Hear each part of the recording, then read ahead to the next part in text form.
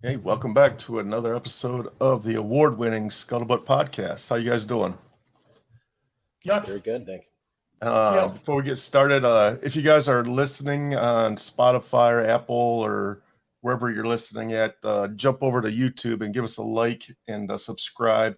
We're trying to build our YouTube channel out, even though most of our listeners are audio. But before we get, and also I want to thank our Patreon members.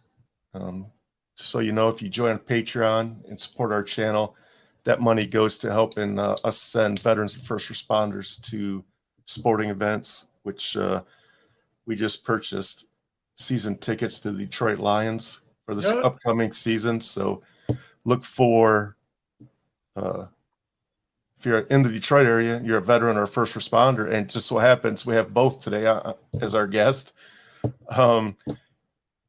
You're interested in going to a game, definitely let us know and we'll put your name in the hat for sure. Jeremy, we're talking about getting some Detroit Red Wing tickets. So, yeah, it's going to be good. Yeah, we're growing. So I guess we're going to ask you, how do we get in front of the your union guys and get them to help support us? We can make that work. Heck yeah. We got connections. I reached out to some police officers too. I actually met some when I was in Michigan for visiting my granddaughter, and I was in on the east side, and I ran into two Dearborn police officers of all people sitting at the bar next to me. So they were super excited about helping too, but then when I text them, they never respond back. So heck with those police guys. Yeah, I'm sure they're busy. It's all good. So today we're sitting with Jeremy. He is he's a Marine veteran, and he's also assistant fire chief in my hometown, Dearborn, Michigan. How you doing, buddy? Outstanding. Thank you. Thank you for having me. Hey, Jeremy. Our pleasure. So before we get started, did you have any updates for us, chaps? I do. We've got golf outing. 90. April 27th here in Murfreesboro, guys, or if you're watching, we have a 92-year-old Vietnam War veteran jumping out of a plane and landing in Barfield Crescent Park. So it starts at 4:30, and it's going to be huge. We're partnering with Window World and our VFW post. We're helping logistics on the ground. So I just got the final word today. Hopefully we're going to get about 100, 150 people. It should be good. It should be a lot of fun. Oh, and our golf tournament is coming up April 29th. We've raised about $5,000 for the VFW Tennessee Foundation, and you guys better bring it because I'm playing and I suck at golf. So if you guys don't beat me, then you guys suck. Yeah. Well, I haven't swung a golf club in about 10 years, but I'm bringing a couple of ringers with me, so I'm looking to bring home the trophy. Bring them, man. I'm a hockey player, man. I'm not a golfer. I mean, shit, I take a Happy Gilmore step and everything. Heck yeah. I like to lose balls in the golf course. Yeah, that's about what I do. So, Jeremy, would you like to introduce yourself? Did you grow up in Dearborn? Talk about where you grew up and how you became a Marine. Actually, I grew up in the west side of Detroit in the Warrendale area, Evergreen and Warren, for those who are familiar with there. And went to Catholic grade school. And had it not been necessarily for my brother, I wound up going to Divine Child in Dearborn for high school. Luckily, my brother was the better student, older than me. I was a legacy. They had to let me in. So had it not been for my brother, I'd have been like Flounder in Animal House. Animal House. Thank you. He's a legacy. You got to let him in. Yeah, I don't think I would have made the cutting score. But that's good. Yeah, grew up in Detroit, and again went to high school at Divine Child, and went one semester of college at Henry Ford Community College. Thought I wanted to pursue a career in law enforcement, and eventually moved towards federal law enforcement. And for some reason, it just never took off. The classes weren't that exciting. Had some friends of mine, as well as my cousin Jason, who were in the Marine Corps at the time, and say, "Hey, why don't you come talk to a recruiter?" All right, yeah, that sounds great. Let me go talk to the recruiter. I had no idea what else I was going to do, and Sat down with a recruiter, looked at the book of MOSs, and they said, "Hey, what do you think you want to do? Or what were you thinking about doing prior to coming here?" And told them I was thinking about being a police officer. "You want to be an MP? Nah, no. Well, what else did you think about doing?" I said, "I considered being an architect." Yeah, Marine Corps really doesn't have anything for that. we don't have that anymore. We don't build it. We blow stuff up. So, well, I'll tell you what, son. You just sit here in this couch right here, look through the book, and I came across the MOS of 7051, 7051, Crispy Critters, Crash Fire Rescue, Aircraft Rescue Firefighting, as it's called now. And I said, "Hey, this looks cool. These guys in silver suits with fire around them. Let me give that a try." And that's how I got on the Marine Corps. So, your recruiter office, was that in Dearborn? No, actually, I went to Southgate, where my cousin and a couple of my friends went to. Right. Master Sergeant Stevens. He was a gunny at the staff sergeant at the time. Wow, he remembers his recruiter's name. Man, That's good. Yeah. So when I did it, I went through Dearborn, and all the recruiters were in the basement of the Village Plaza. I don't know if you remember that. Yes. Soon to be demolished Village Plaza. Oh, they're taking it down? It's supposed to be. Huh. Interesting. So sorry to break the news. Oh yeah. I mean, Dearborn's changing, man. Like every time I go there, it's a little bit different. Like the Save-A-Lot is all tore apart. It looks like it's gonna be a car dealership now. I believe it's gonna be the Toyota dealership. I think took it over. Yeah, which is right next door to the American Legion, which I spent many nights there. Where you are a commander, right? I was commander. Like pretty much sat in every seat in that building. My picture's in the back room for being Veteran of the Year in 2011. So that's my claim to fame. I'm into that. Yeah, Dearborn had a really cool city hall until the freaking mayor sold it to some art group. It was an amazing building. I was so mad when he sold that. I did like the old building. Yeah, it had character, man. This new building just looks like a box. Yeah, don't look. Don't even get me started. Jeremy, yes, sir. As we roll on, how long were you in the Corps? 4 years. I was in 94 to 98. Okay, me too. Where were you stationed at? Went to boot camp, Paris Island. Then, of course, I went to combat training at Camp Geiger there in North Carolina. Did my MOS school at NAS Millington for a month down there in Tennessee. Millington?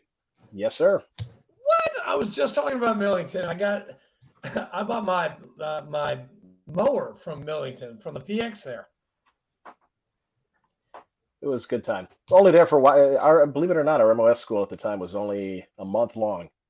So didn't get to spend a whole lot of time. Didn't have a vehicle, so I didn't get to really experience the town. But that's okay. From there, I went to Iwakuni for the first year I was in. Did deployments to Thailand for Cobra Gold as well as Korea, and then I spent the last 2.5 years in the wonderful stumps of 29 Palms. So, how long were you in Korea for? A little over a month. Oh, right on. Where the hell chaps go? He just dropped out. Yep. What part of Korea were you in? Trying to remember. That's one thing. Now I can't remember. That was Sorry, guys. I had a little bit of a delay on my thing. I had to get rid of it. Sorry. That's right. Hey, chaps, to be eligible for the VFW, how long you have to be in Korea? 30 plus 60 plus days. 60? 30 a month or a year. Oh. Yeah. I was in Busan, Korea, like 100 years ago. that rings a bell. Wow. Shots fired. Sorry. Hey, he's been doing it all day to me today, so I need to get him back. Yeah, he got mad at me because I called Tun Tavern a gay bar. Oh my God! Them's fighting words, sailor. Yeah, thank you, Jeremy. Thank you for having my back on that. Seriously, man, you don't say that shit on Facebook. No. Hey, you still got a weird delay going, man. I know. I don't know what's going on with my thing. Well, turn your blur thing off. I think that's always it. Okay, hold on. Let's go with the camera virtual background. Let's go. None. We gotta look at your mess. Is that, All right, is that give better? We'll see. Is that better? Yeah. For some reason yeah. that blur. Dude, every background like slows my shit up. Like now I have to like make this room look good because it looks like a Yeah, you need a Get a flag flag. like this. I got one downstairs. I'm just gonna have to bring it up for you guys. Damn. Well, since I'm on here, I got to give a shout out to Mike Ryder, my coworker, who actually made that flag, as I said, for my 40th birthday Beautiful. party. My wife surprised me. So, give you guys a little backstory on that. I was actually in my instructor coordinator class, EMS instructor coordinator, with my coworker, and I happened to mention to my wife that one of my coworkers made the flags, and little did I know that she contacted him behind my back. And while we're in class, they're texting back and forth trying to get my flag for my 40th birthday. I had no idea the entire time. And birthday came, my wife says, I need to borrow your truck. You don't like to drive my truck. What do you mean you need to borrow my truck? Kind of struck me odd. So she says, I got to go pick something up for you. Okay. Came back and there we go. It's nice, man. I like it. Beautiful. Pride and joy. There's two things wives can't do, though. They're not allowed to touch your truck or your barbecue grill. Ooh, okay. Yeah, Katrina would kick your ass for saying that right now. That's my wife. Yeah, she would definitely not have. She would definitely have words with you right now, Steve. I like to stay in trouble. So, did you actually get to fight any real fires were you in the Marine Corps? Training fires galore. Never had. I actually only had one crash, luckily. AVAP Harrier, when I was out in 29 Palms, went down. We were sitting at our ready alert spot on the runway, which we called hot spot, watching the planes take off and land for a couple hours in the nice 110-degree heat of the Mojave, and happened to look out this way, which would have been north of the airfield, and we see a plume of smoke. And 29 Palms, of course, is one of the largest base the Marine Corps owns, 926 square miles of Mojave, where they have the war games, the CACs, and blow everything up. And I was there 2 times. I hate cats. I hate 29 Palms. I hate it. Yeah, Can't stand it. It's got its advantages. But so we're looking out there, I see this plume of smoke, and I said, hey, that's not, they don't normally bomb out there. And before we knew it, air traffic control was coming over the radio saying crash, crash, crash, AVAP Harrier. And next thing you know, we're jumping through the desert and going to check where the pilot's at. Luckily, he ejected safely. And that was really the only major mishap. Had some other stuff in there, but the only crash. Did you guys use AFFF? Yes, we did. We had AFFF then. We still used Halon on our trucks and PKP. Some things have changed. Yeah. Okay, you're gonna have to explain AFFF because I know Fleek knows what it is. I have no idea what that is. So aqueous film forming foam is a special foam that's utilized for flammable liquid fires. So the foam sits on the water, the fire, the fuel, and it doesn't allow the vapors to come up, so it keeps the vapors suppressed and doesn't reignite. Wow. Yeah, it's all over aircraft carrier. Which now we know. Richard has also got those wonderful PFAS in them. That the forever chemical that is causing cancer. So yeah, isn't that awesome? Yeah, we used to bathe in that stuff. Great. Yeah, exactly. Hey, that's you should talk to the VA. See if you got any of those 21 different diseases for the PACT Act. You might get an increase in your disability if you have it already.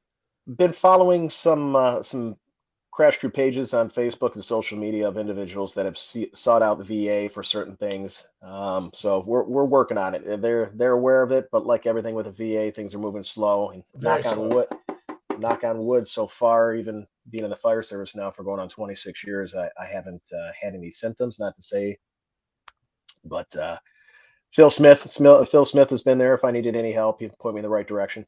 Yeah. Good. That's great. Fantastic. Yeah, Phil Smith is another Marine. He's the commander of the American Legion right now, and he's also he was a VSO. Yeah, of course. Yeah, he is I think he did almost 30 years in the Marine Corps, if I remember. I think 27 years. Wow. I don't remember. Just Yeah. retired as a master sergeant. Yeah. He's been there for a minute. Top. He's actually who gave me your number there, Richard, when I was in Nashville for my wife's birthday. Yep. I was just in Dearborn last week for work, and I saw him for a minute. Good man. I asked him to be on the show, but he said he forgets too much. I don't know if that's old age or just being a Marine. Yeah, probably a little bit of both. Both. Right. So, how did you take boot camp? You know, so you're 18 years old and you jump in, and some dude's screaming at you for what, 12 weeks?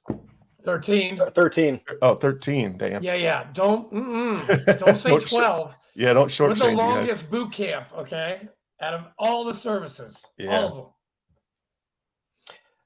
Well, I was kind of surprised myself. I was an athlete. I wasn't a great athlete by any means, but I definitely put some time in prior to going to boot camp, try to get in as best shape as I could. And a few weeks into boot camp, I was promoted to platoon guide, where I subsequently was fired probably every bit of 26 times as guide for God knows what. But it came down towards the end. They fired me. They brought me back. They fired me. They brought me back. They fired me. Brought me back. And towards the end, senior drill instructor brings me in the house, and he says, "You're going to be the guide for final drill. You're going to be the guide when graduation. So we got to give everybody an opportunity at a leadership position. So just so you know, you're good to go. Now get the hell out of the office." Yeah, aye, sir. And that was it. So I exceeded any expectations of myself graduating with that. Had a great platoon. Still keep in touch with 3 of my squad leaders, as well as a couple other people in the platoon. They're almost 30 years later, and one of the highlights of my life. No regrets whatsoever. It was, I don't want to say boot camp was fun, but it was by no means as difficult as I expected to. All that mental game up there, more mental than physical. It's a mind game. That's right. For sure. It's funny. We had one of my guys in my platoon in boot camp. He said mind game to the drill instructor. That guy was scrubbing the deck for probably about a month, like with the scuzz towels. Remember those? The scuzz rags. Yeah, the stupid brown ones. Yeah, bear crawls with those. Yeah, but no, I agree with Jeremy. I thought boot camp was fun. We had 3 hots and a cot. Yeah. And then we went to Geiger. He went to Geiger. I went to Geiger. I went to 3-8 after Geiger, December 17th, 2004. And Jeremy, you went to, where did you go again? You went to Iwakuni first. Yes, Iwakuni. That's right. I've never been over there. I wanted to go there, but they said, here's your wish list. I said, Hawaii, Japan, Camp Lejeune. Where'd they send me? Camp fucking Lejeune. Yeah. That's right. You're going to be deployed in January of 2005. Good to go. Awesome. Yeah, I put Hawaii up on my wish list too, and I didn't get it. You know what? That makes 3 of us.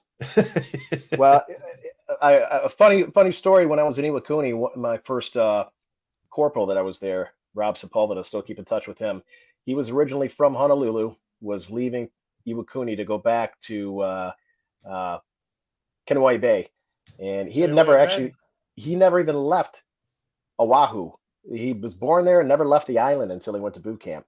So when he was getting ready to leave Japan, and he said, "Hey, see if you can get some orders to Hawaii." And at the time, my master sergeant, the staff NCOIC, Top McGrath from Boston, said, "Yeah, I got a buddy at the monitor's office." He goes, "I'll hook you up, Kick." He had that Boston accent. Kick. Don't worry about it. I'll hook you up. So about 2 months into it, I kept bugging him. "Hey, Top, do my orders come in yet? Do my orders come in yet?" Nah, they didn't come in yet. "Don't worry about it. Kick, you're going to Hawaii. Don't worry about it. I got you covered." One day, I got you covered. I asked him, I said, "Hey, Top, do my orders come in?" He goes, "Kick, your orders came in." "Oh, what's wrong?" He goes, "You ain't going to be happy." "No, where you going?" "Going to 29 Palms. 29 Palms. Hey, you got that accent down like good, man. Seriously, you sound exactly like someone from Massachusetts. I swear to God. In Boston, guys. It's wicked pissa of an Yeah. accent you got there. Wicked pissa. Um, Go Bruins. Go Bees. Hopefully they're winning right now. I don't think it started yet, did it? No, man. it started. It started. End of the first, 0-0. Oh, nice. Sorry. They're going to sweep Florida. Yes, the Panthers, yeah, they're okay. But no. Not Yeah, as you good can't as play the Bruins. hockey in Florida. Come on. Dude, I was there when the Panthers started, like in 95, when they were playing at the University of Miami Arena. I mean, my dad took me and my brother to a game, and they threw rats on the ice for the first goal. Really weird. Really weird. Rats. Yeah, why? I mean, like in New Hampshire, the first goal for UNH, someone always throws a fish on the ice. I don't know why. Yeah. It's a tradition. They throw rats at the well, Panthers. Detroit I don't know started why. it with octopus. Octopus, that's right. And Yeah. who was your who was that? Chris Osgood, right? No. Mhm. He was a goalie.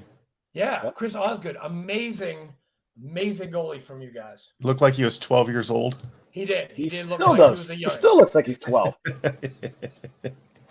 Still got hair and everything. I still have his card.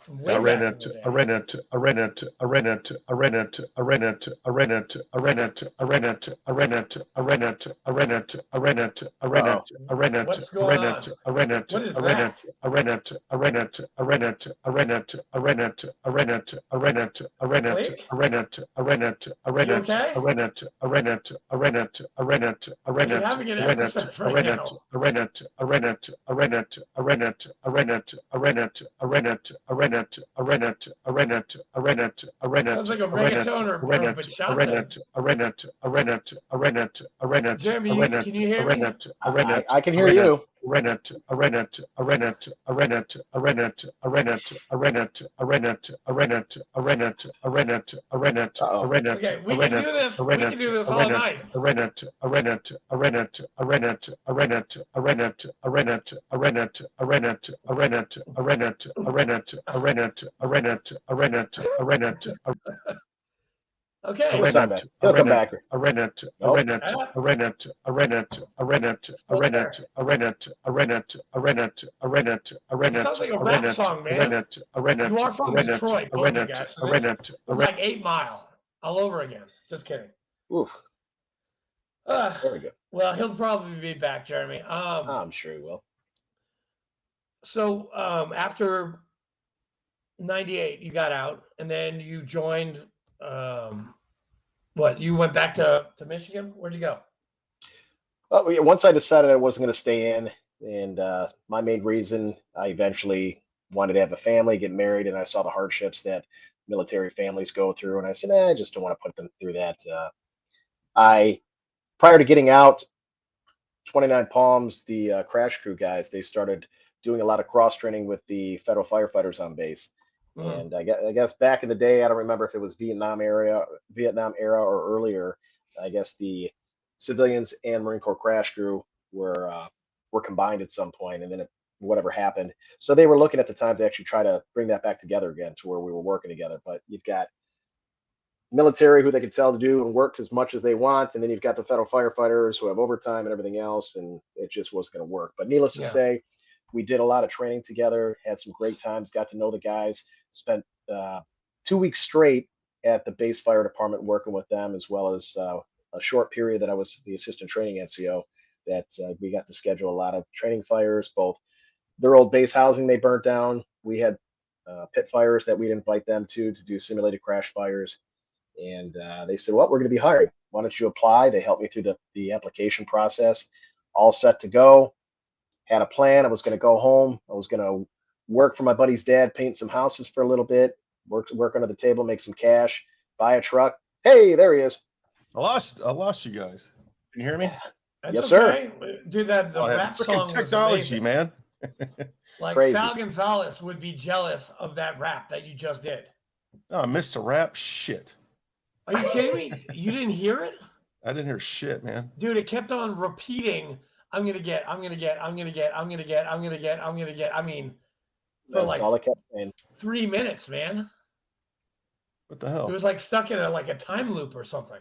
Who, Jeremy's? No, No, yours. yours. I have no Jeremy was idea what fine. happened. No. Freaking technology. I'm going to have to call my IT guy. And aren't Get you him. the IT guy? Yeah. Push. Yeah, start pushing. Yeah, for real. So Run Richard, to that tree until I get tired. Yes, sir.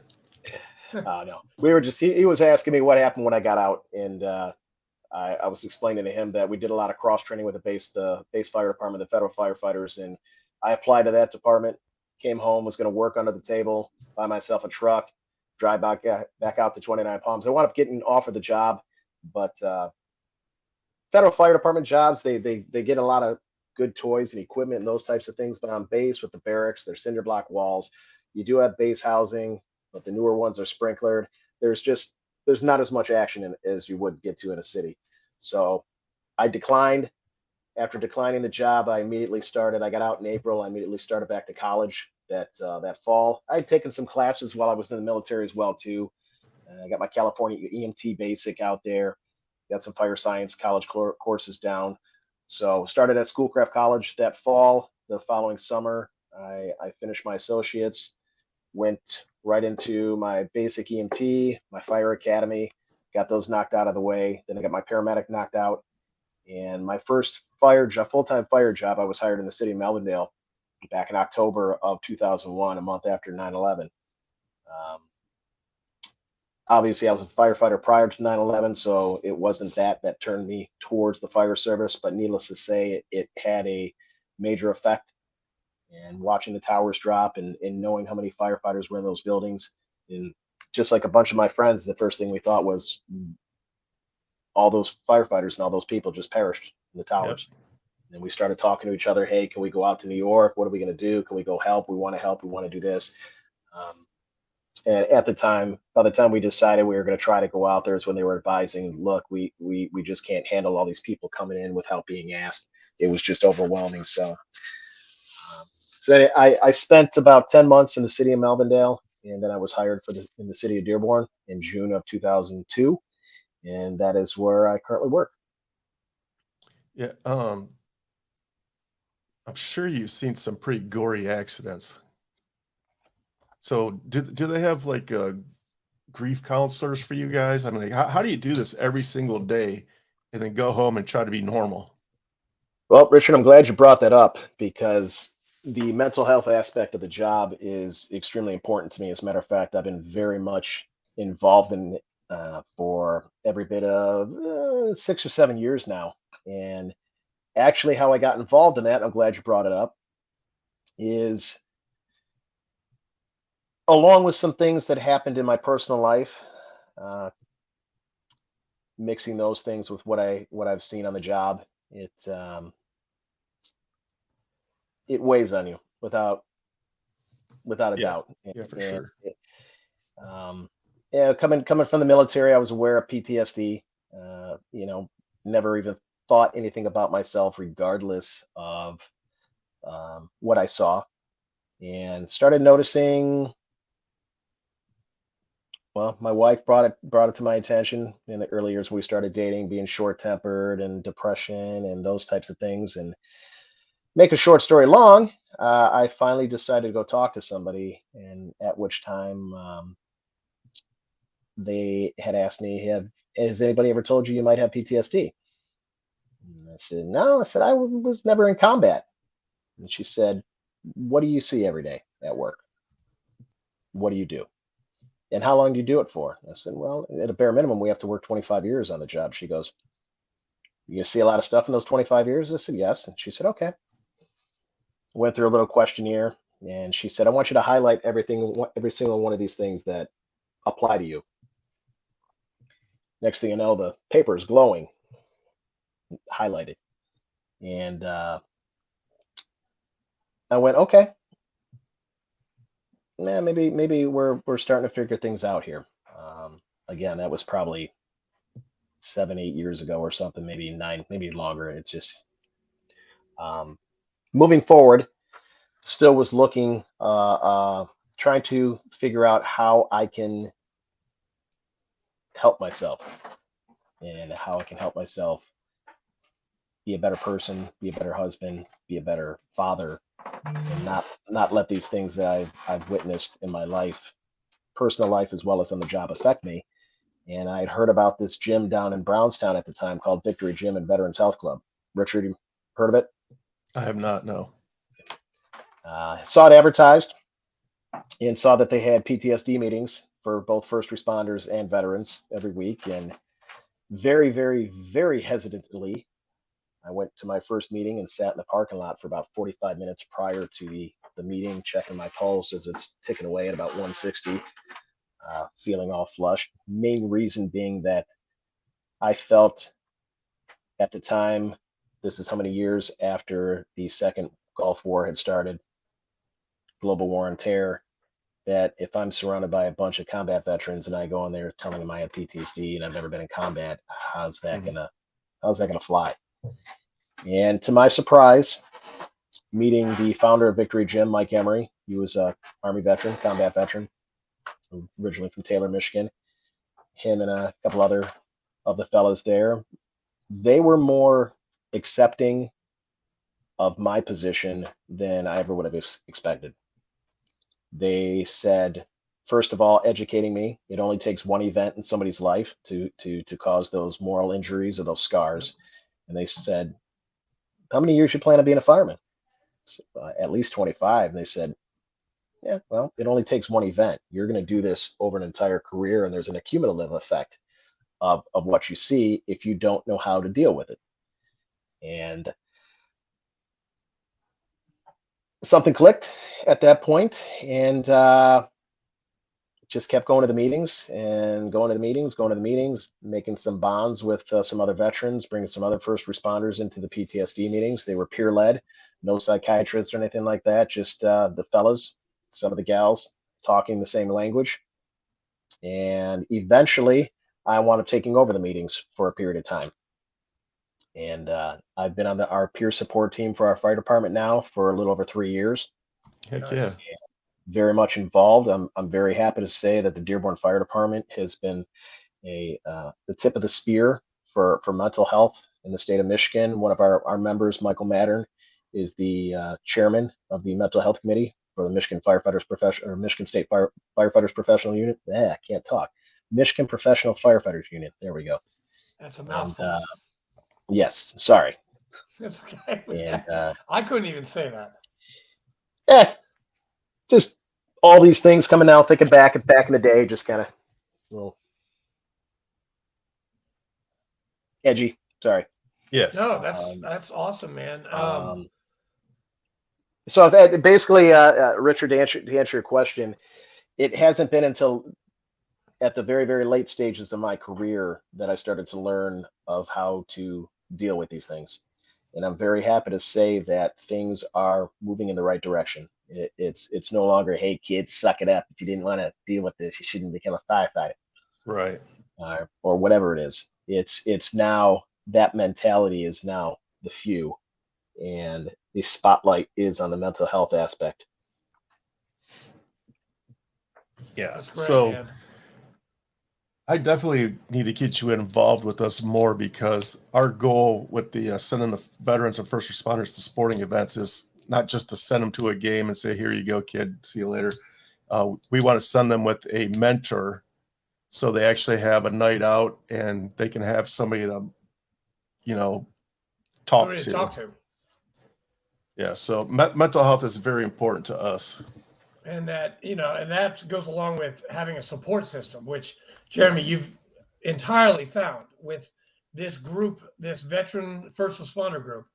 That is something, actually, I just had a phone call with somebody yesterday who wasn't going to do anything, but were very confused. And I was like, hey, get to a peer support group.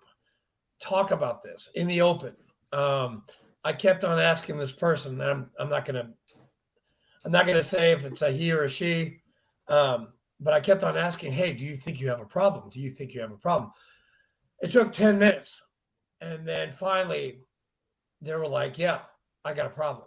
Well, admitting that you're wrong, you're messed up. That's like the first step. I mean, I'm a recovering alcoholic, and it took me 18 years to realize that I was a drunk and I had a problem. I would get sober and then go back out. I would get sober, get back out, and I'm going on my 5 years sobriety, July 31st. I had a really good support system, a really good sponsor who took me through the steps. And it sounds like that's what happened to you, Jeremy. And that's what we want to do for our veterans that we send to these sporting events, that they can call us anytime, so we don't, so we can mentor them, so we can, make sure they're doing the right thing and they're making the right decisions instead of the wrong decisions. Yeah. So you're more than welcome to these tickets. Anytime you need a ticket, you just let us know. Thank you. Thank you. So, Definitely be sending you to a Bruins game because they are the best in the entire world. Only if they're in Detroit. So we can watch Detroit beat the shit out of them. Maybe back in the day when Gordie Howe was there. Man, you're going way What back. was his name? What was the guy with the ponytail? What the hell was his name? McCarty? Yeah, Darren. Oh my God. No, he didn't Darren have kind of hockey mullets. Yeah, they all had Darren hockey McCarty, mullets. dude. That guy was a beast. So my goal is once we get the tickets. That was a tangent. Sorry, my bad. Once the tickets are already secured, they're mine. So, but once I get them and football season starts, what I would love to get a hold of the Dearborn Police Department and get that fella that just shot somebody. He shot, like, somebody came into the Dearborn Police Department, and this police officer had to shoot somebody. I would love to get him to a football game. Wait, what happened? So I don't know the whole story. I'm sure Jeremy knows it way more better than I do. So, evidently, a local who had a history of mental health issues obtained a firearm, decided to walk into the police lobby and look around and just point his gun at the officer working the front desk and pulled the trigger. Well, he had a misfire. And as he's trying to take care of his misfire issue, the police officer was basically trying to tell him stop, saying gun, gun, gun, gun, gun, gun. And he tried shooting him again, and the police officer did what he had to do and unloaded on him. Wow. Yeah, that was fairly recent. I mean, about a year or so ago? No, not even. No, Not this even? is the past 3-4 months, maybe. Okay. 5 months. Yeah, I knew it was fairly recent, but I would love to get that guy to a football game. I'll see what I can do. Got some connections. Heck yeah. Yeah, I definitely Jeremy appreciate knows any people. help. Jeremy knows people. Yeah. By the way, you did mention Warren earlier, and one of my fellow machine gunners is from Warren, Michigan, by the way. His name is Joe Baker. He was with MARSOC after he did 2 years with us, Marine Special Operations Command. Yeah. And then he went to Afghanistan. He got hurt real bad. And he coaches wrestling up in Michigan right now. And he's a member of our VFW post, by the way, in Tennessee. I hope he doesn't still live in Warren. I don't think so. I think he lives in the city. He lives in Detroit. Okay. Warren's very industrial. It's not very nice to look at. It's just manufacturing, and I don't know. It's like I wouldn't want to live there. Slapshot, right? It's like one of those towns, Slapshot, like the Little Chiefs. I don't remember. It's all industrial. Seriously? Come on, man. You're going way back, man. I remember it was Steve McQueen. No. Oh, wait. Paul Newman. Paul Newman was in Slapshot, yes. I wish Steve McQueen the Hanson brothers. Yeah, the Hanson brothers. The Hanson brothers. Yeah, I got you. I look like one of the Hanson brothers. I'm missing one of my teeth. Man, that's like 40 years ago. I'm supposed to remember this stuff. Foil, dude. Putting on a foil. Yeah, we'd definitely love to get you guys to a game. Shit, I think I'm trying to talk Combat Chaps here to drive it up with me, man. We'll take you and a buddy to a game. Dude, hey, don't we have plans already to go in June? Yeah, well, we're going to be on the other side of the state. Flag Day, yeah. We want to go. I told him about Flag Day in Dearborn, how great Dearborn does with Flag Day, and so we're talking about going up for that. All right. Well, I'm game, man. I'm not driving my car. We're driving in the Cadillac. Okay. We're not driving my car. We're driving the Cadillac. Sure. We're You're up driving in there. style. We'll see you there because I'll definitely be there. Oh yeah. So Well, I want to see Fleek's VFW. I want to see his American Legion. I want to meet you, Jeremy. Yeah, Dearborn is like they do an awesome job with veterans. The Memorial Day parade is amazing. Flag Day is amazing. Veterans Day is amazing. They do a great job. Yes, they do. I think what's the Memorial Day parade's like the longest running parade in Michigan for sure. Michigan, It's one of the longest, I believe, one of the older ones in the country as well. Yeah, it's like 90 years old or something. What's Dearborn famous for? Is that where Henry Ford is from? Yes. He is? Yes. Mm-hmm. My grandfather knew Henry Ford personally. That's how my grandfather got into Ford Motor Company. I didn't know Henry Ford was from Dearborn, Michigan. Yeah. Sorry, my bad. No. How do you not know that? Dude, hey, he bought a house in the Low Country in Savannah, Georgia. I know that house. It's called the Ford Plantation. But I had no idea. I knew he was from Michigan, but I didn't know he was from Dearborn. I thought he was from Detroit. Sorry. And they still have his house. They've got his house in Greenfield Village. Yeah, they have his house in Savannah, Georgia, Richmond Hill, Georgia. He bought a house right on the water. I mean, he had a shooting place. He had a place for oysters. I mean, huge. And it's now like a gated community. And his house is now the place where they have like really fancy dinners. Like I met Pat Conroy there one summer, who wrote A Losing Season, A Prince of Tides. I guess the Great Santini. You guys read Great Santini? Oh, yeah. Bull Meacham. Yeah, that's right. Oh my God. Yeah, good. Awesome, Jeremy. You Marines are so smart. Okay, yes, we're smart, but we get made fun of for eating crayons all the time. Which, by the way, Jeremy, that's a good question. Was that around when you were a Marine? Nope. No idea where that came from. I was too busy going to Iraq to worry about eating crayons. And like this whole crayon culture, I just want to punch people in the face. I just embrace it now. It is. Yeah. I don't know where it came from. Just like the Wooks. We didn't, Oh God. Well. Yeah. What's a Wook? I'm not familiar with a Wook. Jeremy, do you want to explain? You're the senior. Do you want to explain Wookiee to Past Commander Fleek? No. You don't want to say it? Do you think you get in trouble or not being PC enough? Well, his assistant fire chief. Oh yeah. Okay. Never mind. You know what? I don't have any shame. I'm going to say it. A Wook is an FM. That's what they used to call them way back in the day. Female Marines, but there's other reasons. Yeah, I know there are other reasons. Yeah, but I'm not gonna divulge them. Yes. Right now because I don't want to embarrass you. I don't want to embarrass myself, and well, Flake, I don't. I mean, you and I can be embarrassed together. I don't care. Yeah, one of our past guests, just recently past guest, Mario Fields. Sergeant Major. Yeah, he just sent me an email, and it had like the original documentation from the Marine Corps about how to treat Black Marines. I was like, holy shit, man. And this is in like our, like,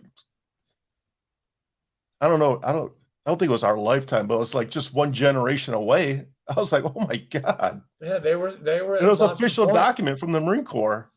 Yeah, they were the Montford Point Marines. They were at Camp Johnson right now, but Montford Point was where the Black Marines used to go way back. It's segregation, man. This stuff just blows me away. In chaps too, I've been told recently we always referred dark green, light green. Everybody was green. We didn't. that was what we were proud of. It didn't matter. And now It was you can't nothing. You can't even say dark green you anymore. can't And say that anymore. No. the whole purpose of Um, that was inclusionary. That we're all Marines. He's just dark green. He's light green. We're all green. We're all we're together. all We're all a green. team. Yeah. And in a time of where inclusion and everything is so important, you would have thought that that was something that they would embrace. But Yeah. Kyler Well, Jenner, I don't know. I just actually had the honor of meeting the 38th Commandant of the Marine Corps, Mr. David Berger, General David Berger, sorry, my old battalion commander from 2004. And he is doing some very large changes to our Corps. And you're I've not read and heard some of them. Got rid of tanks, got rid of my battalion, 3rd Battalion 8th Marines. We folded our colors last year. 3-3 just on the chopping block. Scout snipers. I saw something about scout snipers, like it's going to be a platoon now instead of like the 6-man team or something like that. I don't know. It's this. So he's getting rid of tanks. He already got rid of them. They're gone. He got rid of them. Tanks They are were gone. gone, First tank, second tank's gone. A couple years ago now. Wow. Yep. And then, yeah, those snipers, they're all going to be in the platoon. They're all going to be DM, designated marksman, which I don't know. I know a lot of scout snipers, and they're not very happy either. Excuse me. No, that was a prestigious. I mean, yeah, to take one that shot, away. one kill. Hey, Jeremy, who was your commandant when you were in? Who was that? Krulak. The little one or the other one? The big one. The little one. Oh God, I heard stories about him. No, hold on. No. I'm sorry, not Crew. No, I'm sorry. Monday was my first. Krulak was before I got out. General Monday was my first. Yeah. And Sergeant Major. I heard about Gray, Overstreet. and Monday, and Krulak, and then I had Hagee and Conway for my Marine Corps commandants. Weird. Hey, Jeremy, I know Dearborn used to give veterans priorities when they're applying for jobs. Is that still a thing? When I got hired, there was veterans preference, which really was kind of vague. The 10 points, yeah. Well, they didn't. Well, for me, there wasn't points unless you had a disability rating or you served in combat. So they call it. If you didn't have those, there was a veterans preference. So what that meant, I have no idea. But they still, to my knowledge, they'll still give those extra 5 points if you have a disability rating as well as if you've served time in combat. You have to have a degree now to be a fireman, don't you? They would like to see that. They'd like to see an associate's degree or higher, or experience equivalent to, is what they put. The edge of and honestly, I don't necessarily disagree with it. There is just so much to learn in the fire service. There's a million and one ways you can die. That you can never learn enough. And at any point in this career, if you feel that you know it all, it's time for you to retire. There's just too much to know. So having that educational background, having that ability to organize things and to learn and memorize and figure out what type of learner you are, I think it's a huge asset if you're able to establish that early in your career. I have a question. You go into a burning house. Why do firemen always go to the roof and blast a hole in the roof? It's funny you just mentioned that. As our executive assistant, last week. we just did training. The old St. Alphonsus in East Dearborn. They're tearing it down here shortly, and they allowed us to train there. We got an opportunity to cut some holes in the roof of a flat commercial roof.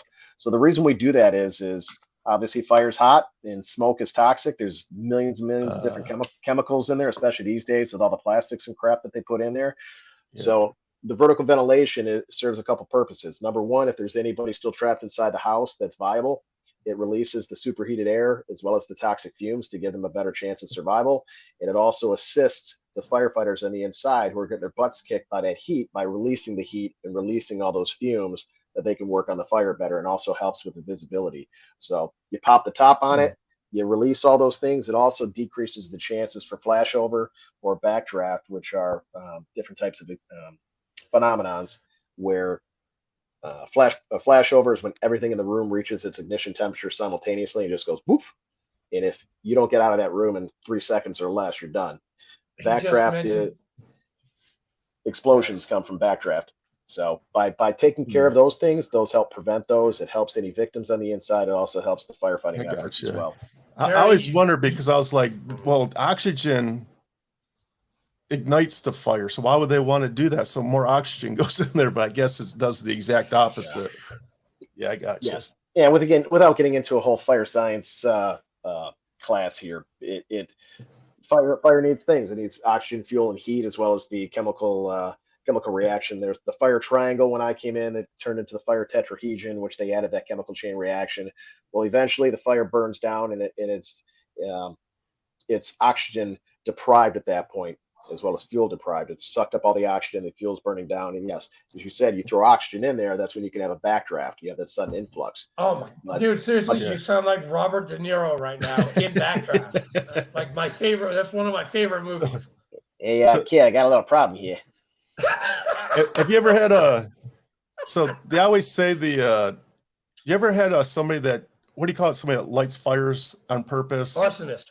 The arsonist. You ever had an arsonist where he lit a fire and then circled back around to watch you guys put it out? Does that actually happen?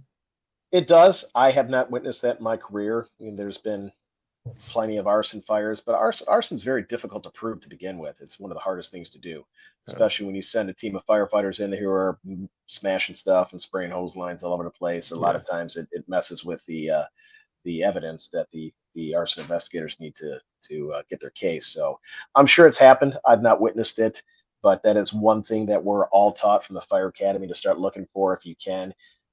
If you're not just chomping at the bit to get in the fire, your first fire, and that's all you have is blinders on and there's the fire, go get it. But that is one of the things you definitely have to look out for. Anything suspicious on the outside, anybody suspicious in the crowd. And if you do see that, then they'd like you to either point it out to the cops or point it out to one of your investigators, or if you're the officer in charge doing any investigation, that ask them, hey, can I ask you a few questions, and maybe get some information from them. So it is a real thing. I just haven't witnessed it personally. Yeah.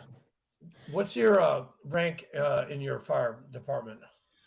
I am a newly promoted assistant fire chief in a new position that was created.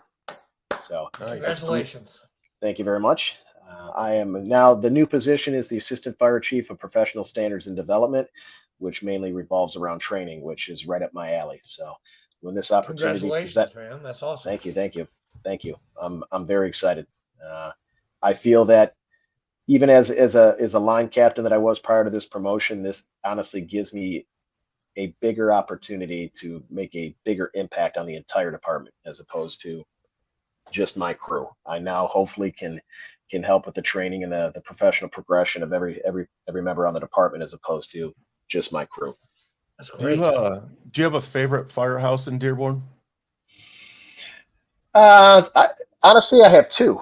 Station 2 on Outer Drive, which was my first station. And that's the side of town where I live. And I spent at one point a majority of my time at Station 4 on Schaefer in the East End as well. I like both those stations. Yeah, I grew up right down the street from 2. I grew up at Grinley Park in Oxford. Yes, you guys used to blow past my house all the time.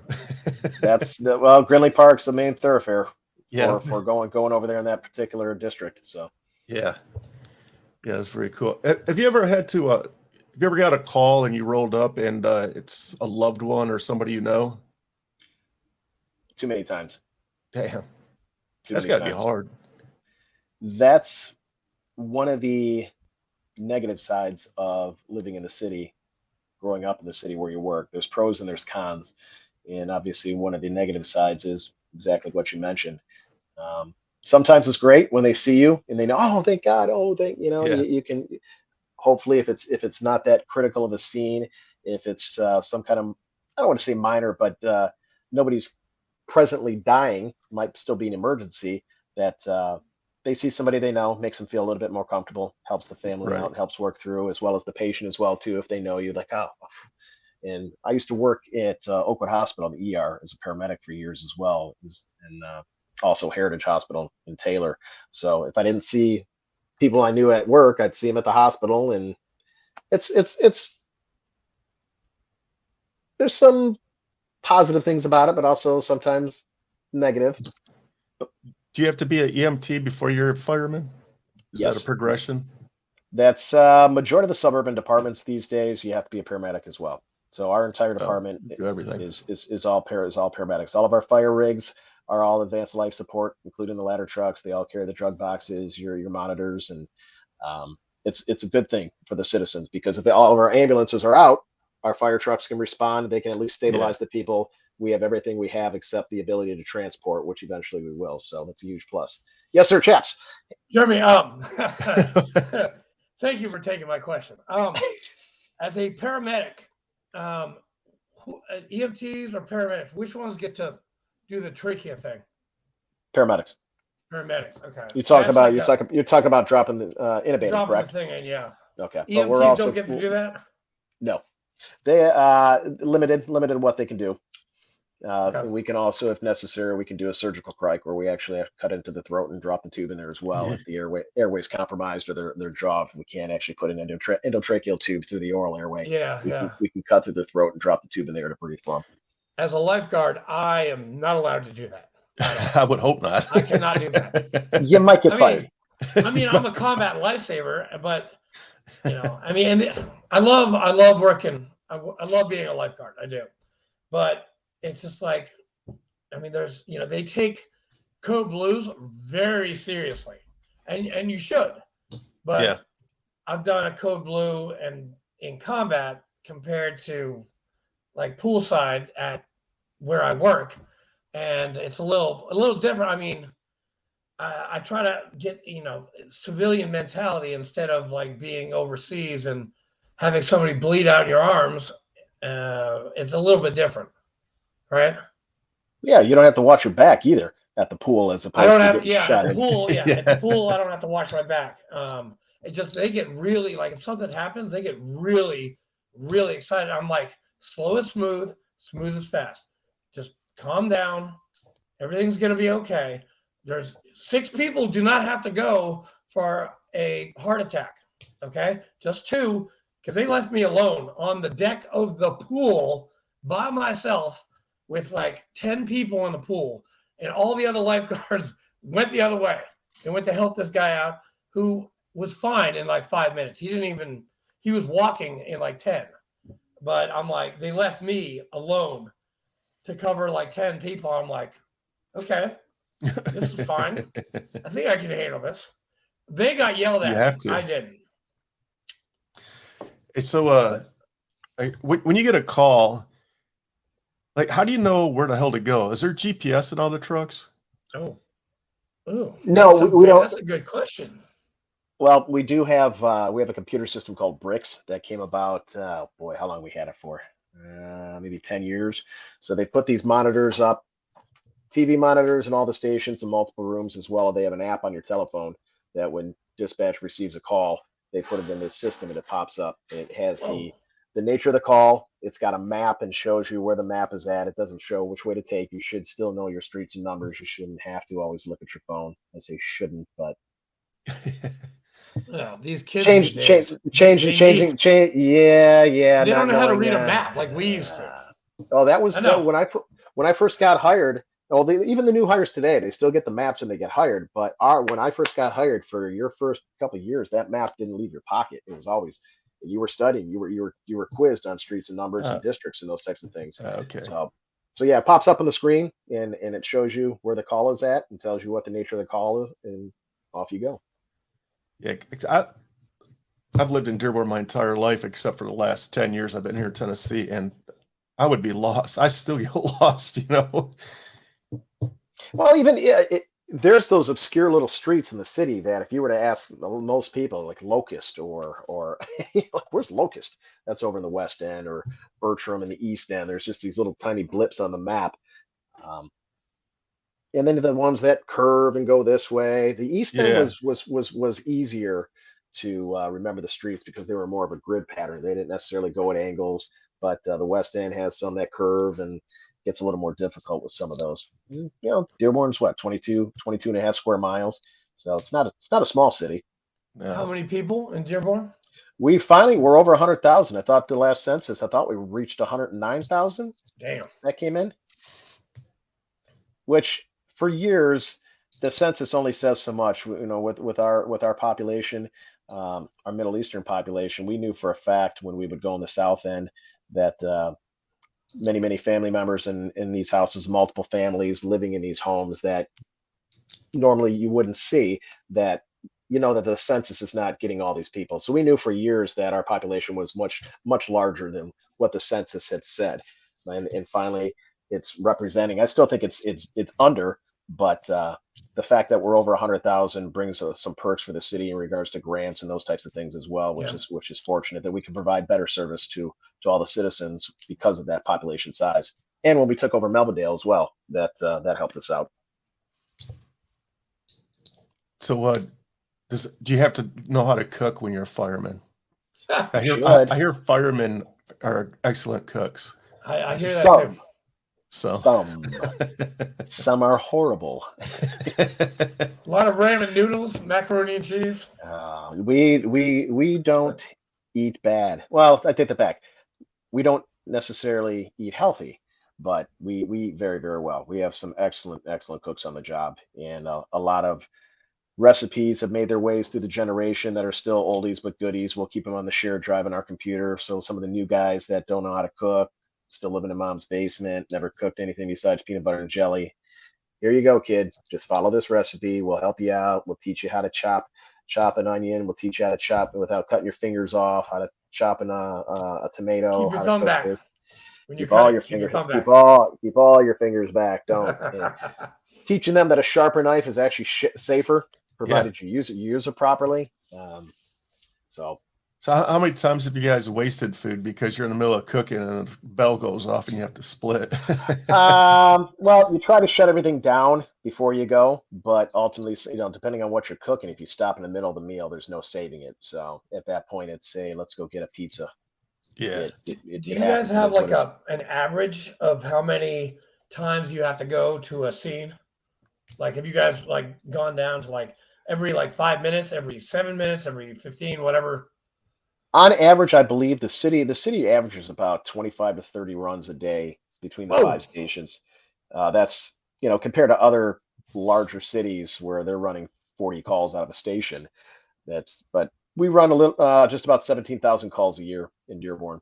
And when I started, we were just below 10,000. So that goes to show you how much they've increased in 21 years.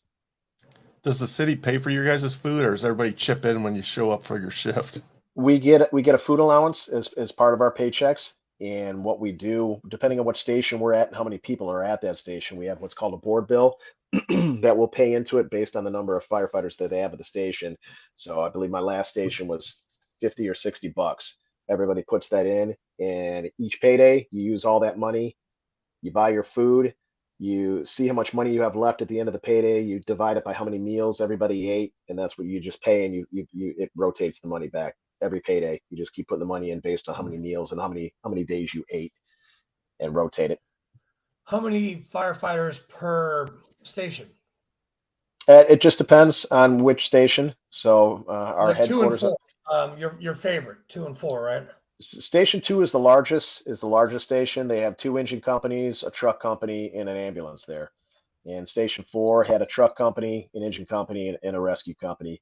But depending on the manpower for that day, Station 4 can now have 2 ambulances in service, depending on how many people are on shift. Is it like the Marine Corps, like a platoon?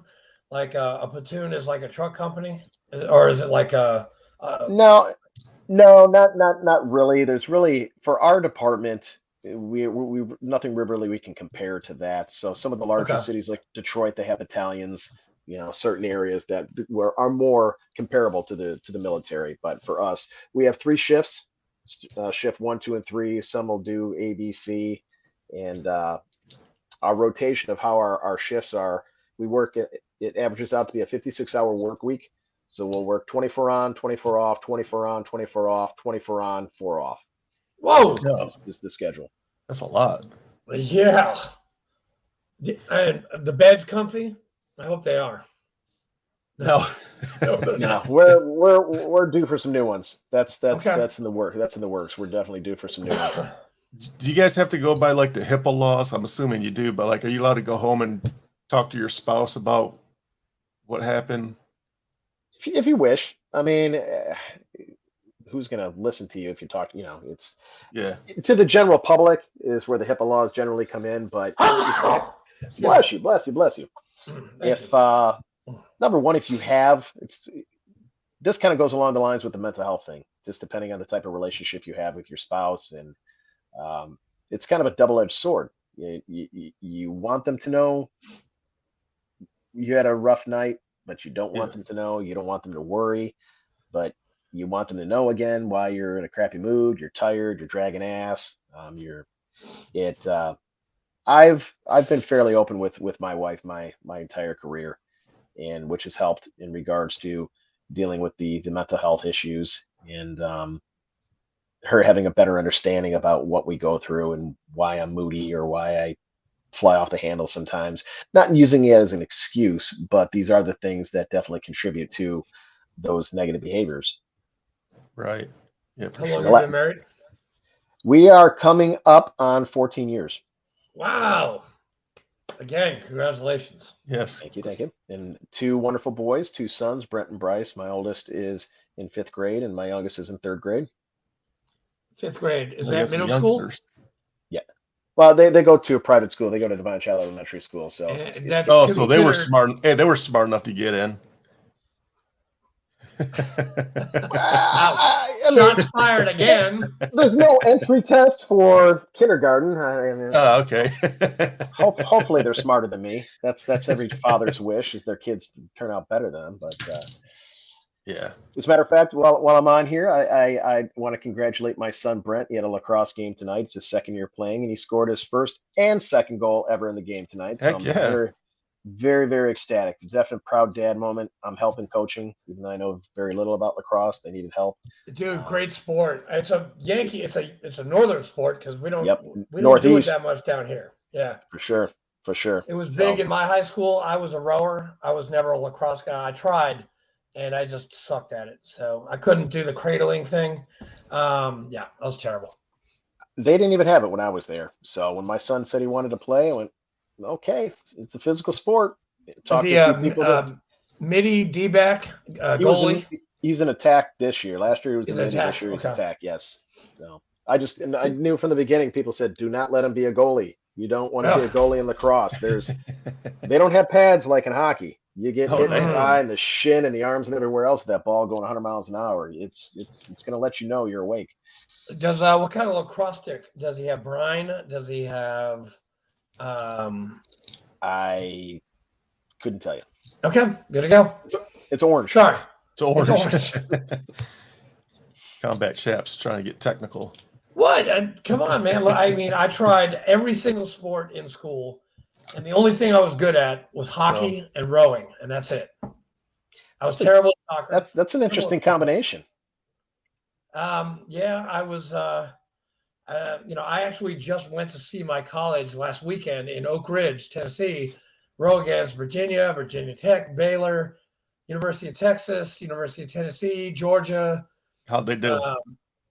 We made all the teams, the men's varsity 4, men's varsity 8, and the men's and women's pair. They all made the Grand Slam, but the girls won in the pair. They won the whole thing. The boys, the 4 got 5th, and the 8 didn't even place. So they need to work on their rowing. Not like us, because I rowed that race in '96 and '97. And we crushed it. We were Southern Conference champions back then. Sorry, I'm tooting my own horn right now. Yeah, so. That's a lot. Hey, well, somebody's got to, because Fleek definitely will not. But it's cool. He likes to make fun of Ton Tavern and call it I can't even say it. Can't even say it. Can't even utter those words. I mean, it was a Freemason lodge before it was, before the Marines got there. have you ever been there, chaps? I've been to the Tun Tavern at the museum, but I've never been to the actual, you mean the sign where it used to be? Yep. No, I've never been. I need to go. Right. Have you been? Have not. Nope. Where's it at? Pennsylvania. Philadelphia, Pennsylvania. Oh. So the building's no longer there? No.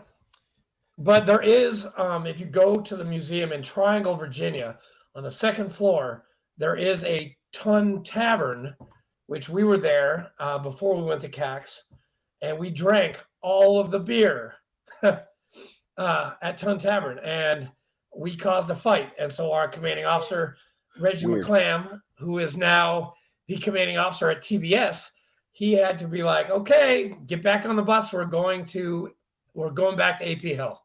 Like, damn it. Marines can't have anything nice. Nope. Always got to break shit. We do. Yeah. We break, and you know what? I still do it, from time to time here at my home. We can't have nice things at my house.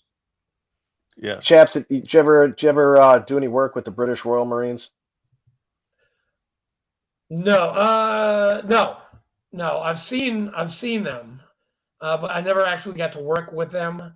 It's actually funny. I'm marrying a British Royal Commando on Friday, who I met through a very good program called Save a Warrior. Who you did your group work, which was for PTSD. I did Save a Warrior, which is up in Hillsboro, Ohio. It's like a 72-hour warrior detox. The same stuff that you went through. It's for first responders, LEOs, EMTs, and veterans. And it's basically a group meeting, just like what you went through, but for 72 hours. And that's where I met him. And we were actually supposed to have him on the podcast, but he lives in England, and it's like 8-hour time difference. And so we can never talk. But have you worked with the Royal Marines? I just recall when we were out in 29 Palms that when they came in to do some cross training with us, that our CEO told us that we weren't allowed to hang out with them. Yeah, because they are allowed to drink. I mean, they could drink on training exercises, like with a mortar system or a 50 cal, and they're having like a pint. I'm like, what? I heard stories like that. I'm like, no way. And you always knew when they were in town because you go to the base pool and all of a sudden you got a bunch of guys running around in Speedos. Like, oh, the Brits are here. I heard that rumor too. Mate, What'd you get out as in the Marine Corps? Sergeant. You did? Damn it. Damn. You If beat I you hadn't again. gotten NJP'd, I would have been a sergeant too. Damn it. Well, I guess you were a real Marine then, because I didn't have an NJP, right? Isn't that what Chesty said? Take me to the parade. I He want to see my real Marines. Yeah, but they probably did that at home. I got my NJP in Iraq for drinking in Iraq. I had everyone from the battalion commander all the way down to the most senior lance corporal yell and scream at me of how much of a dumbass I was. And I was a dumbass. It happens. You live and My learn, first man. sergeant had a fucking field day with me. Oh my God. Ugh. Sergeant Major Guzman, wherever you are, thank you. Sorry, he's in Tampa. He's probably watching this right now, or he will watch this on Thursday when it comes out. I'll send it to him especially. Good deal. Yes. All right, Blake, well, you got any else? You got anything saved No, rounds for? I was Mr. just going to push my cookbook. Yeah, I'm writing a Oh, cookbook shit. right now, and all the proceeds are going to go right into the fund to help us buy tickets. So if you got any cool fireman recipes, Dan, that you want to send our way, Send those to Fleek. yeah, we'll give you the shout out in the book for sure. 5-alarm chili, right? Isn't that a thing? Oh, damn, that sounds delicious. Not my expert. I'm probably my chicken marsala is probably my top one. Oh, hell yeah, check it That out. sounds good. That sounds awesome. That sounds really good. Yeah. Sorry, I'm hungry. I'm really hungry right now. Man. Yes. So I'm actually going to hopefully wrap up that book here shortly, but I'm going to start on another one right after that. And I can't believe you're doing that. Combat Chefs is his brother was a chef, and he died at early age, cancer. He died of colon cancer. Yeah, so we're going to do a cookbook for his brother in honor of his brother. Dude, my mom is gonna she's gonna cry. Well, don't tell her about it until it gets printed, and we'll just give her a copy. Hey, Listen, I can say whatever I want because she doesn't do any of this stuff because Yeah. she's a Dem and she loves Nancy Pelosi and she loves Chuck. What's his name? I don't even care. Hey, we don't talk politics on the show. Yeah, but she was gonna love it, even though she is a Democrat. Sorry, no offense, Democrats. Hey, Democrats used to be are people one. too. Hey, I was one back in the day, and then I got smart. Oh, we're gonna get a lot of shit for that one. Yeah. I am. Nice going, buddy. Yeah, it's okay. We don't want to alienate half our audience, man. Half? Dude, come on. Never mind. That's true. We're not going to go there. I just try to stay away from politics. You didn't in the beginning. I did. Well, sometimes I get pissed and I run my suck. I remember some of our first episodes. You were heated, man. And you yelled at me. I didn't. It wasn't me. Well, to be fair, was that before or after the exit of Afghanistan? That one fired us up a little bit. Yeah.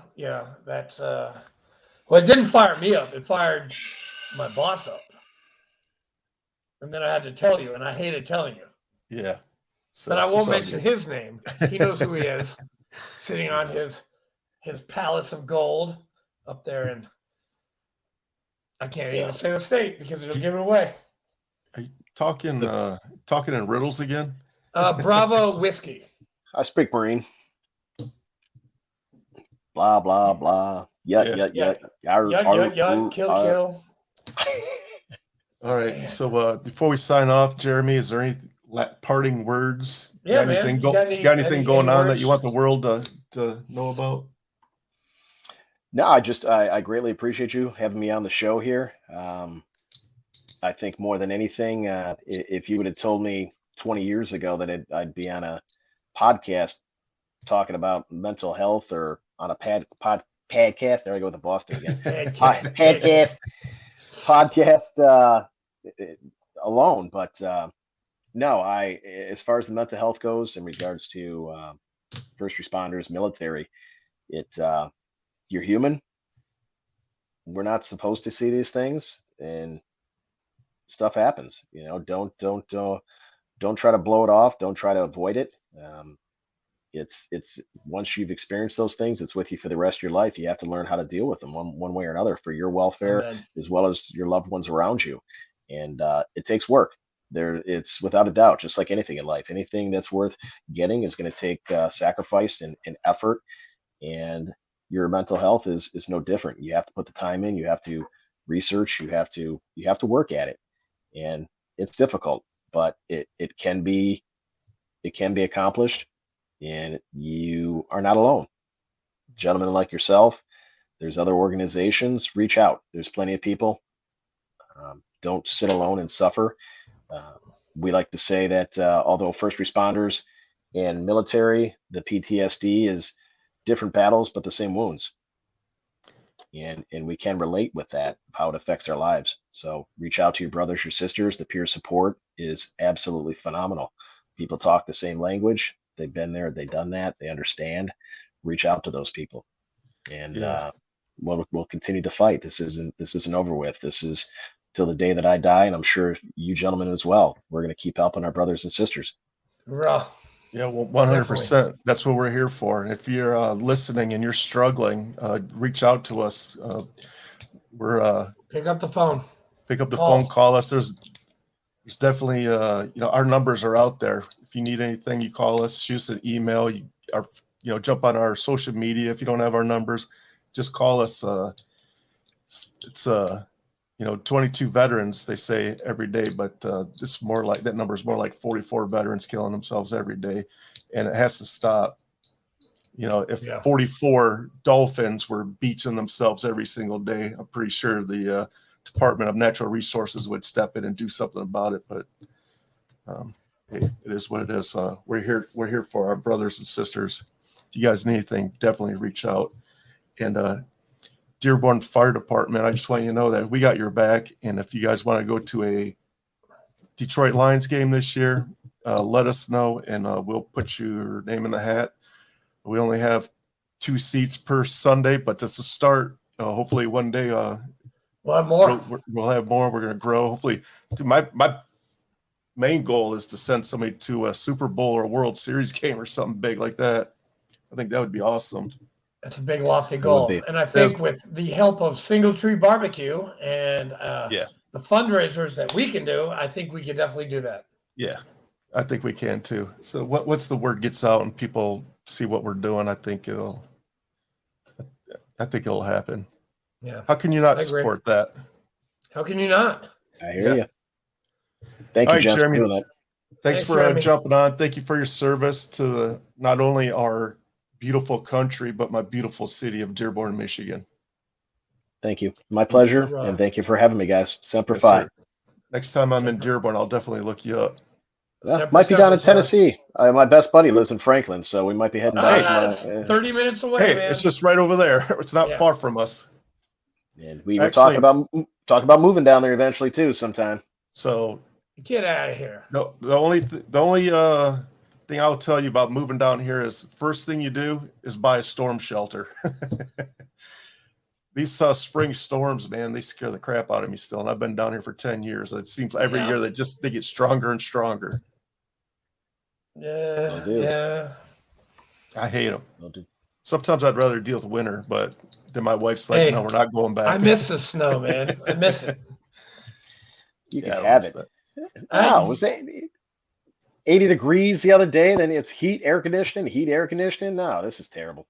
Yeah. Hey, wait till you get to Tennessee. We have like 9 different seasons, okay? Cold, hot, cold, hot, cold, hot, shitty, cold, hot. I mean, come on. Well, we don't know what's going on. It's definitely better than Michigan. It's a crapshoot here in Tennessee. The winters here are awesome. The summers are like Satan's anus. It is. It's pretty fucking bad. That's unique. It's like 29 palms. It's humid as shit here, but hey, I like Tennessee. It's a nice place to live. I'll take the sunshine. It was 80 today, man. It was a nice, beautiful day today. It was beautiful. All right, we're gonna sign off. Stick around for a second when I hit end record there, Jeremy. I just want to make sure everything gets uploaded correctly. Thanks for tuning in. See you guys next week. Thanks for your support.